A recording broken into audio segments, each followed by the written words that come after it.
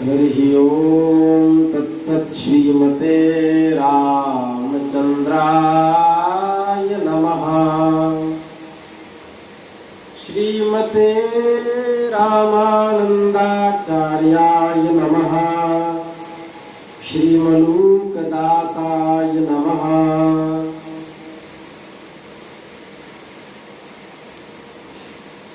प्रहलाद नारद पराशर पुंडरीक व्यासांबरीश शुक शौनक भीष्मदाव्यान् रुक्मांगदार्जुन वसिष्ठ विभीषणादीन् पुण्यानिमान् परम भागवतान् नमामि। श्री राम जय राम जय जय राम। श्री राम जय राम जय जय राम। सीताराम जय सीताराम। राधे श्याम जय राधे श्याम। वृंदावन बिहारी लाल की जय। अनंत कोटि ब्रह्मांड नायक सर्वेश्वरी परात्पर भगवान श्री हरि की महती कृपा करुणा से हम आप सब आज पुनः श्रीमद् भागवत ग्रंथ के माध्यम से नवम स्कंद के माध्यम से सत्संग लाभ प्राप्त कर रहे हैं। कल हम लोगों ने मानधाता का चरित्र सुना। परीक्षित मैं वर्णन कर चुका हूं कि मानधाता के पुत्रों में से सबसे श्रेष्ठ अम्बरीश थे। उनके दादा युवनाश्व ने उन्हें पुत्र के रूप में स्वीकार कर लिया। उनका पुत्र हुआ यौवनाश्व। युवनाश्वस्य अपत्यम कुमार यौवनाश्व। युवनाश्व के पुत्र को ही यौवनाश्व कहा गया। इसे कुंती के पुत्र को कौंतेय, रघु के वंश में उत्पन्न को राघव, उसी प्रकार युवनाश्व के पुत्र को यवनाश्व कहा गया। यवनाश्व का हारी। मानधाता के वंश में ये तीन अवान्तर गोत्रों के प्रवर्तक हुए। नागों ने अपनी बहन नर्मदा का विवाह पुरुकुत्स से कर दिया था। नागराज वासुकी की आज्ञा से नर्मदा अपने पति को रसातल में ले गई। वहां भगवान की शक्ति से संपन्न होकर पुरुकुत्स ने कुत्सित गंधर्वों को जो दुष्टता कर रहे थे उनको यमलोक पहुंचा दिया। इस पर नागराज ने प्रसन्न होकर पुरुकुत्स को वर दिया कि जो इस प्रसंग का स्मरण करेगा उसको सर्प नहीं डसेगा। इस चरित्र को जो सुनेगा उसको सर्प से भय नहीं रहेगा।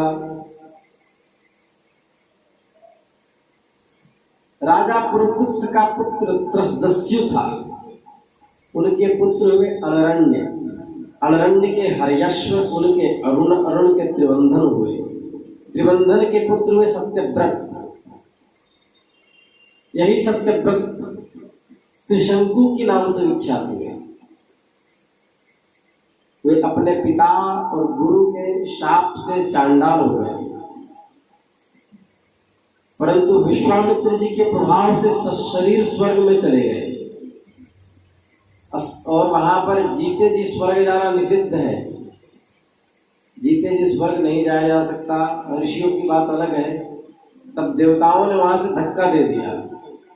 अब धक्का दे दिया तो नीचे गिरने लगे। तो विश्वामित्र जी को लगा पृथ्वी पे गिरेगा तो मेरा अपयश होगा। तो उन्होंने अपने तपोबल से आकाश में ही स्थिर कर दिया,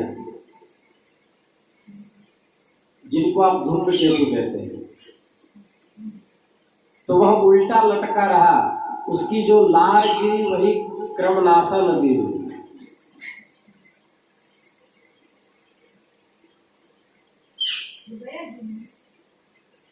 क्रमनाशा नदी यहीं से होकर गुजरी है, चंदौली से।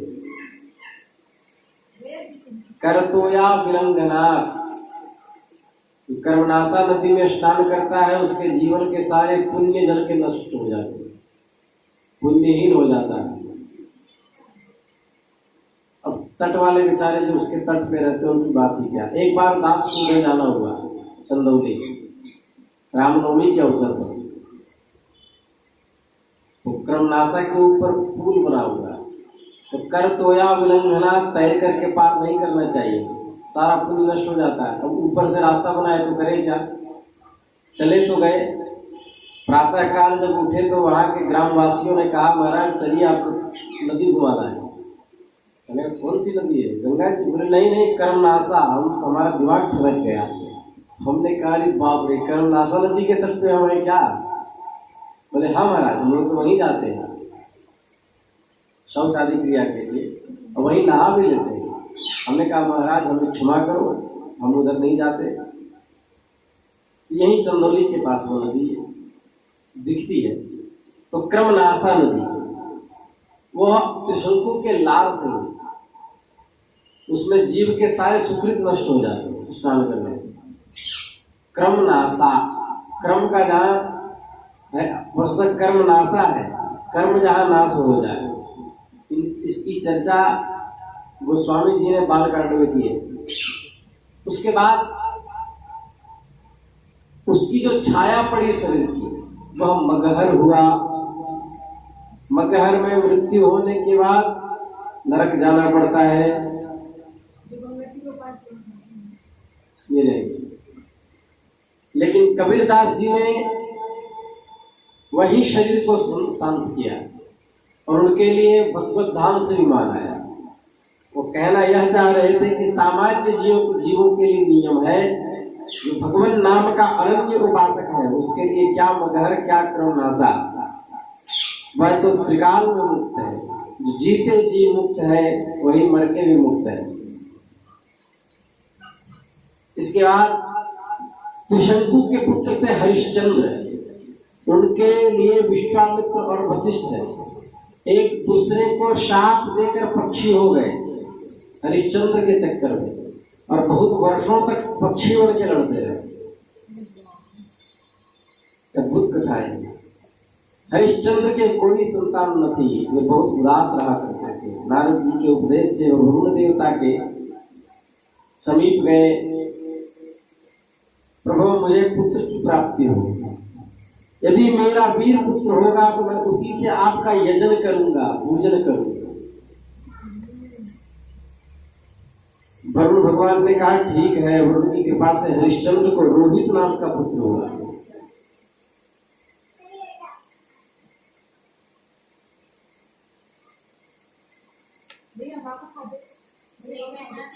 अब इसके द्वारा तुम मेरा यज्ञ करो। तुम्हारी पत्नी का कोख तो खुल गया ना, अब उसे बांझ तो कोई नहीं करेगा। तब कहा जब 10 दिन से अधिक का हो जाएगा तब यज्ञ कर देंगे, अर्थात उसकी बलि दे देंगे। 10 दिन बीतने के बाद वरुण ने कहा अब मेरा यज्ञ करो। हरिश्चंद्र ने कहा जब आपके यज्ञ पशु के मुंह में दांत निकल आएंगे तब यज्ञ करो। दांत उगाए, फिर कहा तो गए जब दूध के दांत गिर जाएंगे तब यज्ञ होगा। दूध के दांत गिर गए, तब बोले क्षत्रिय जो है वह कवच युक्त जब तक नहीं होता तब तक यज्ञ के योग्य नहीं होता। इसलिए कवच धारण करने के बाद अर्थात कुछ ब्रीड और का होगा। मुख्य प्रयोजन यह था कि हरिश्चंद्र अपने पुत्र से बहुत स्नेह करते थे, इसलिए हिला हवाला करके समय टालते रहे। पुत्र स्नेह की फांसी ने उनके हृदय को जकड़ लिया था। जब रोहित को इस बात का पता चला कि पिताजी तो मेरा बलिदान करना चाहते हैं, तब वो अपने प्राणों की रक्षा के लिए हाथ में धनुष लेकर वन में चला गया। कुछ दिन के बाद उसे मालूम हुआ कि वरुण देवता रुष्ट होकर पिताजी पर उन्होंने आक्रमण कर दिया और पिताजी महोदर रोग से पीड़ित हो गए। पेट में वायु ही वायु भर गई और जल भर गया। जल भर गया जिससे मेढक पेट में उत्पन्न हो गए। जलोदर रोग में होता है ऐसा, उल्टी करने के बाद मुख से मेढक निकलने लगता है। पेट में जल की मात्रा अत्यधिक हो जाने से वो बहुत अंतिम स्थिति है।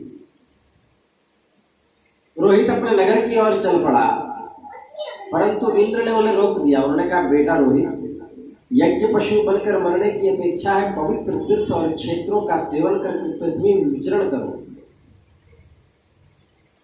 इसी प्रकार दूसरे, तीसरे, चौथे और पांचवें वर्ष भी रोहित ने पिता के पास जाने का विचार किया, किंतु बूढ़े ब्राह्मण का वेश धारण करके हर बार इंद्र रोक दिया करते। इस प्रकार 6 वर्ष तक रोहित वन में ही रहा। 7वें वर्ष जब वह अपने नगर को लौटने लगा, तब अपने अजी गर्त से उनके मझले पुत्र सुनहशेम को मोल ले लिया।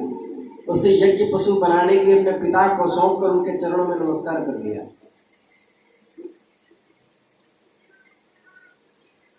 तब पुरुष मेध के द्वारा वह यज्ञ हुआ। विश्वामित्र जी होता हुए जमदग्नि ने अध्वर्यु का काम किया। वशिष्ठ ब्रह्मा बने। ब्रह्मा वहां अलग है, हवन के ब्रह्मा होता अलग है। और अयास मुनि सामगान करने वाले उद्गाता बने। हवन में 4 मुख्य होते हैं, होता, उद्गाता, ब्रह्मा और ऋत्विज। उस समय इंद्र ने प्रसन्न होकर हरिश्चंद्र को एक सोने का रथ दिया था। परीक्षित, आगे चलकर मैं सुनहशेम के महात्म्य का वर्णन करूंगा। हरिश्चंद्र को अपनी पत्नी के साथ सत्य में दृढ़ता पूर्वक स्थित देखकर विश्वामित्र जी बहुत प्रसन्न हुए और उन्हें उस ज्ञान का उपदेश दिया, ब्रह्म ज्ञान का, जिसका कभी नाश नहीं होगा।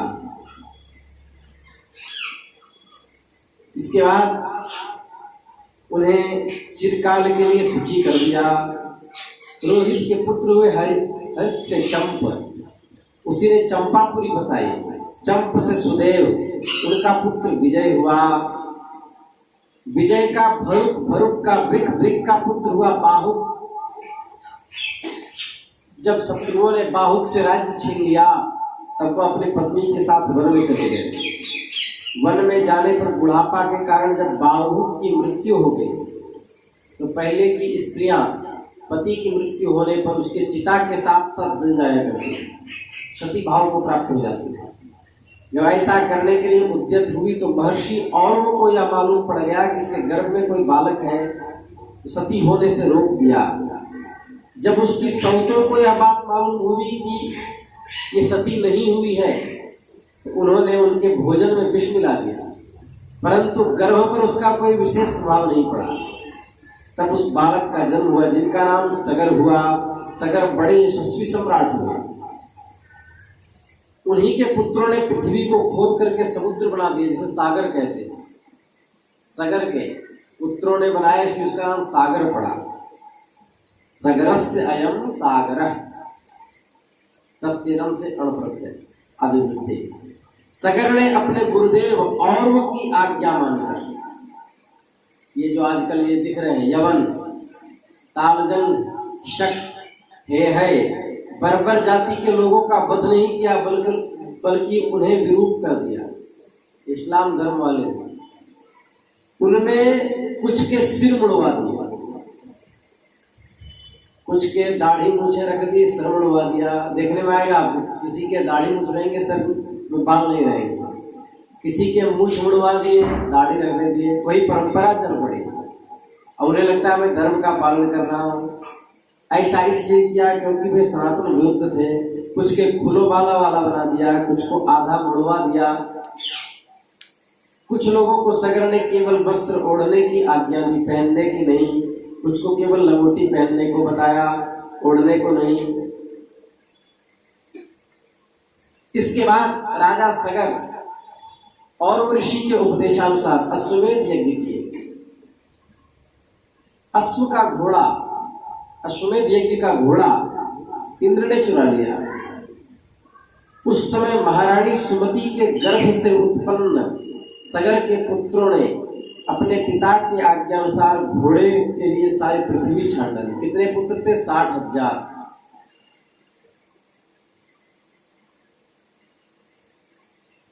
जब उन्हें कहीं घोड़ा नहीं मिला तो वे घमंड से सब और पृथ्वी को खोद डाले।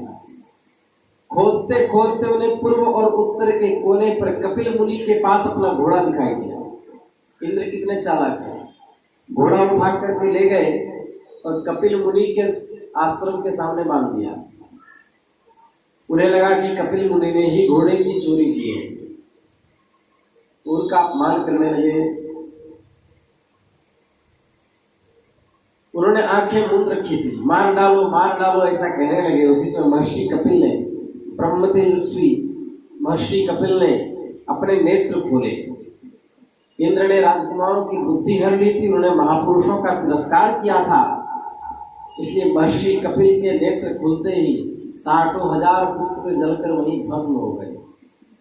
परीक्षित, सगर के लड़के कपिल मुनि के क्रोध से जल गए ऐसा कहना उचित नहीं है। वे तो शुद्ध सत्वगुण के परम आश्रय हैं, उनका शरीर तो जगत को पवित्र करता है, क्योंकि महर्षि कपिल साक्षात ईश्वर ही है। सिद्धानाम कपिलो मुनि, श्रीमद् भगवद गीता। तो उन्होंने उसका कल्याण कर दिया। यह संसार सागर एक मृत्युमय पथ है, जिसके लिए जैसा प्रारब्ध ने मृत्यु रच रखी है, उसी प्रकार उसे मृत्यु प्राप्त हो जाता है। कपिल मुनि ने सांख्य शास्त्र की स्थापना की। सगर की दूसरी पत्नी का नाम केशिनी था। उसके गर्भ से असमंजस नामक पुत्र हुआ। असमंजस के पुत्र का नाम था अंशुमान। वे अपने दादा सगर की आज्ञा के पालन में लगे रहते थे। असमंजस पहले जन्म में योगी थे, संग के कारण वे योग से विचलित हो गए थे, किंतु उनको पूर्व जन्म का स्मरण था, इसलिए वे ऐसा काम करते थे जिससे भाई बंधुओं ने प्रेम न करें। यहाँ तक कि अत्यंत निंदित कर्म करने लगे। अपने को पागल सा दिखलाते और जहाँ छोटा बच्चा खेलता मिल जाता उसे उठाकर सरजू जी में डाल देते। इस प्रकार उन्होंने लोगों को उद्विग्न कर दिया।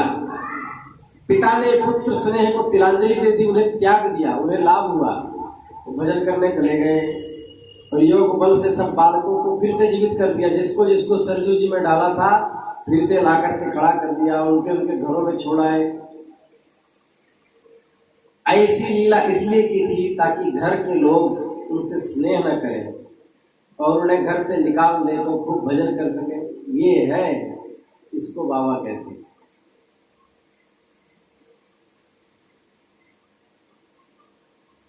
आत्मार्थे या कल्याणार्थे पृथ्वी त्यजेत, ऐसा महाभारत ग्रंथ में लिखा है कि एक व्यक्ति को छोड़ने से यदि कुल की रक्षा हो रही हो तो एक व्यक्ति का त्याग कर देना चाहिए। एक कुल को छोड़ने से एक गांव की रक्षा हो रही है तो कुल का त्याग कर देना चाहिए।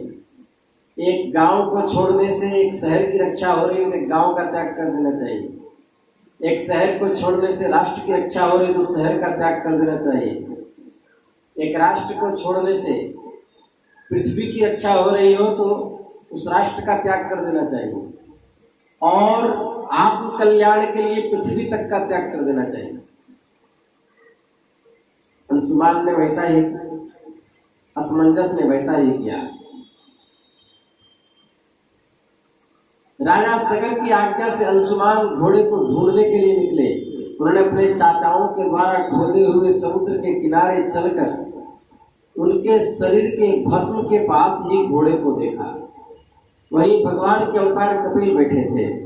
उनको देखकर उदार हृदय अंशुमान ने उनके चरणों में प्रणाम किया। काल पश्यति त्वां परमात्मनो जनो न बुध्यते द्यापि समाधियुक्तिभिः कुतो परे तस्य मनः शरीरधि विसर्ग सृष्टा वयम प्रकाशाः।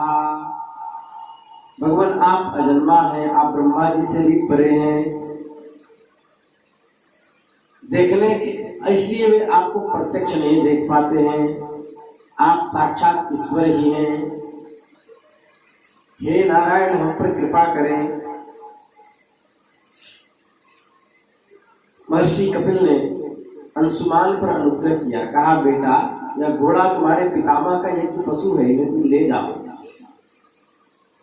अब तुम्हारे जो चाचा जल गए हैं मेरे क्रोध रूपी नेत्र की ज्वाला से, वह उनका उद्धार गंगा जल से होगा, इसलिए गंगा जी को पृथ्वी पे लाना होगा। राजा सगर ने अंशुमान को राज्य का भार सौंप दिया। वे स्वयं कृषियों से निष्क्रिय होकर महर्षि और के बतलाए हुए मार्ग से परम पद की प्राप्ति की। अंशुमान ने गंगा जी को लाने की कामना से बहुत वर्षों तक घोर तपस्या की, परंतु उन्हें सफलता नहीं मिली। समय आने पर उनकी मृत्यु हो गई। अंशुमान के पुत्र दिलीप ने भी तपस्या की, किंतु वे भी सफल रहे, वे भी असफल रहे। दिलीप के पुत्र थे भगीरथ, उन्होंने बहुत बड़ी तपस्या की। कल गंगा के अवतरण का पर्व कहेंगे। श्री वृंदावन बिहारी लाल की जय। नमः पार्वती पतये, हर हर महादेव।